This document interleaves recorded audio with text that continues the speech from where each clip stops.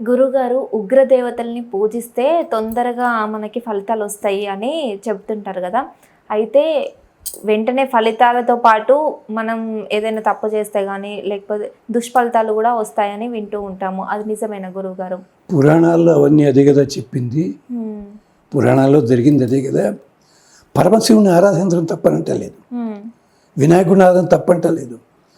పరమశివుణ్ణి ఎలా ఆరాధించకూడదో దానికి వ్యతిరేక పద్ధతిలో ఆరాధిస్తే ఆ లక్షణం ఇతనికి వచ్చి కూర్చుంది చటుక్కుని. దేవి ఆరాధన చెయ్యొచ్చును, కానీ ఎలా చెయ్యకూడదో అలా చేసినందువల్ల ఆ ప్రమాదం మన వాడికి వచ్చింది. దుష్ట దేవత అని ఎవళ్ళు లేరమ్మా, క్షుద్ర దేవత అని ఎవళ్ళు లేరు. నీ ఆలోచనలో ఉండే లక్షణాలే దుష్టములు, నీ ఆలోచనలు క్షుద్రములు. క్షుద్ర దేవత పేరు పెట్టారు, దేవతలకు ఎవరు అది క్షుద్రం కాదమ్మా, అది ఎక్కడా కూడా. అది విశేషం. ఈ క్షుద్ర దుష్ట ఇవన్నీ కూడా ఎక్కడి నుంచి వచ్చాయి? మన అలవాట్లు.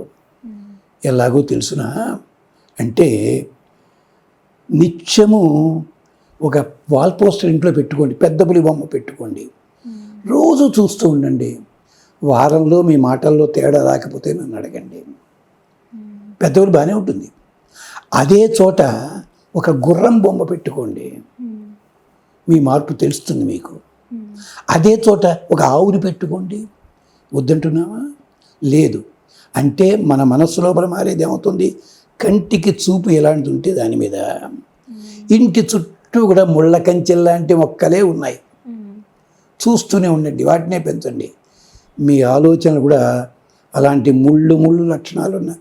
జరుగుతుందా జరగదా ఆలోచించుకోండి ఒక్కసారి. పువ్వులు ఉన్నాయి, పువ్వులు పంచుకొని బాగా పూజ చేయండి అనుకుంటున్నాం అనుకోండి, మన మనస్సు అంత ప్రశాంతంగా ఉంటుంది. ఇది గమనించండి ఎప్పుడు కూడా. దేవతల తప్పు కాదమ్మా, దేవతలు ఉన్నారు, మరి అలాంటి దేవతలు ఉన్నారు, వాళ్ళకి మంత్రాలు ఉన్నాయి, వేదాలు ఉన్నాయి, వేదంలో ఉన్నాయి, చేసే విధానం ఉంది. ఆఖరికి శత్రువుల కోటలు బంధించడం కోసం రహస్యాలు తెలవాలంటే అక్కడ పని వాళ్ళని ఆకర్షించుకోవడానికి ఓ మంత్రం ఉంది. ఆ మంత్రం దేంటోదో నేను చెప్పను. ఆ మంత్రం ఉంది. ఆ మంత్రానికి సంబంధించే నామావళిలో, దేవతా నామావళిలో ఒక మాట ఉంది. దాన్ని పట్టుకుని దుర్మార్గులు ఏం చేశారు సార్? ఈ మంత్రమును ఆడువారు చదివినట్ల మగవాళ్ళు వశులవుదురు, మగవాళ్ళు చదివినట్ల ఆడవాళ్ళు వశులవుదురు.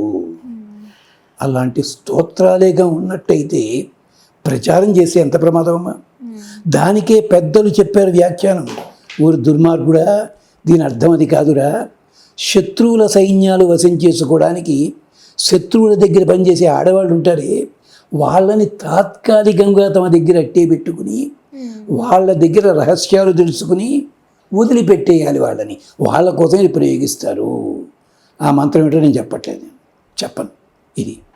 అలాగే హనుమంతుడు కూడా వెళ్ళాడు, లాగి లంకిని లెప్పకాయ కొట్టాడు లంకాదేవతని, అంతే చేసిన పని. దానివల్ల ఆయన లంకిని ఏం చేసింది? నాయన వెళ్ళు, సీతమ్మ కనిపిస్తుంది, పని అవుతుంది. ఇది అంటే అక్కడ కొట్టాడు. ఎందుకు కొట్టాడు? కోపంతుడు కాదు. ఆ కొట్టేడు కూడా ఒక రహస్యం ఉంది. ఏమిటి? హనుమంతుడు వేదాధ్యయనం చేశాడు. ఇక్కడ వాళ్ళంతా నాకు కనిపించాలి, నేను వాళ్ళకి తెలియకూడదు, వాళ్ళ మాటలు నాకు వినిపించాలి, నా మాటలు వినకూడదు. మంత్రాలు, వేద మంత్రాలు. అందుకనే సీతతో అంతసేపు మాట్లాడితే వాళ్ళకి వినిపించరా మాటలు, ఒక్క సీతమ్మకే వినిపించాయి. ఇన్ని అర్థాలు ఉంటాయి. అంచేత తప్పమ్మ, అలాంటి వాటికి వెళ్ళవద్దు. అలాంటి పూజలు చేయాలంటే చాలా నియమాలు కూడా కఠినంగా ఉంటాయి. పొద్దున్నుంచి అన్నం తినకుండా, పాలు తాగకుండా, ఏం చెయ్యకుండా రాత్రి 1 గంటకి పూజ చేయాలి. చేసే ఓపికలు ఉన్నాయా వాళ్ళకేనాను? లేదు. చేసి కొన్ని రోజు తినడానికి అసహించుకునే పదార్థాలు ఉంటాయి, అవి నైవేద్యం పెట్టాలి. శ్మశానాల్లో పూజ చేయాలి, కలకత్తా ప్రాంతాల్లో. అలాంటి వాళ్ళు చెయ్యగా ఏమయ్యారు? అలాంటి వాటికే బలైపోయారు. వాడెవడో పెద్దవుల్ని వేటాడి పెద్దవులు ట్రైనింగ్ ఇచ్చేవాడు. టైగర్ మ్యాన్ అని పేరు వాడికి, వాడి పేరు మర్చిపోయాను నేను. టైగర్ చేతిలోనే పోయాడు వాడు. పాములు బట్టి ఆడించేవాడు ఒక మహానుభావుడు, చాలా ప్రసిద్ధి, కొండ జరుగుతుంది, దాంట్లోనే పోయాడు అతను. అలాగే కారు డ్రైవింగ్లో ఎక్స్పర్ట్, ఇంటర్నేషనల్ ఎక్స్పర్ట్, యాక్సిడెంట్ పోయాడు. కథలు ఉన్నాయి మన దగ్గర. అలాగనమాట. అంటే ఎప్పుడు అది పని చేయకూడదు. అందుకనే మనకేం చేస్తారు?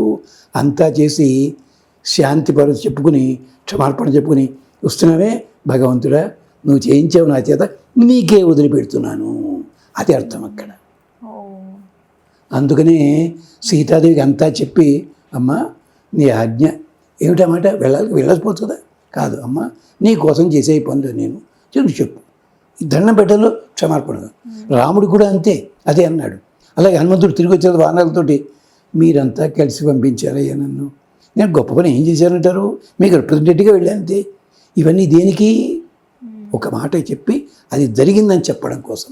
అంచేత అలాంటి దేవతల్ని దయచేసి ఆరాధన చేసే ముందు ఆ నియమాలన్నీ పాటించాలి. చెయ్యలేరు ఇప్పటి వాళ్ళు. అదే చేయాలంటే పిల్లలందరినీ వదిలిపెట్టేసి ఎక్కడికో కలకత్తా నగరం, కాశీనగరం అక్కడికి పోతే ఫలితం వస్తుంది. ఇలాంటిది ఒక వ్రతం ఉంటుంది. ఏదైతే తినకూడదో చూడకూడదో అది నోట్లో పెట్టుకునే జపం చేయాలి. పేరు చెప్పట్లే నేను, ఆ దేవత పేరు. అప్పుడు లక్షలు కూర్చుతాయి. కానీ లక్షలు వాడికి కాదు, ఇంట్లో వాళ్ళు అనుభవిస్తారు, వాడికి అనుభవించలేదు. ఇలాంటివి ఉన్నాయి మా వ్రతాలు, చాలా ఉన్నాయి. అధర్ణ వేదంలో చెప్పారు ఇవి కూడాను. కానీ ఏం ప్రమాదం కూడా చెప్పారు. ఓకే గురువు గారు, ధన్యవాదాలు.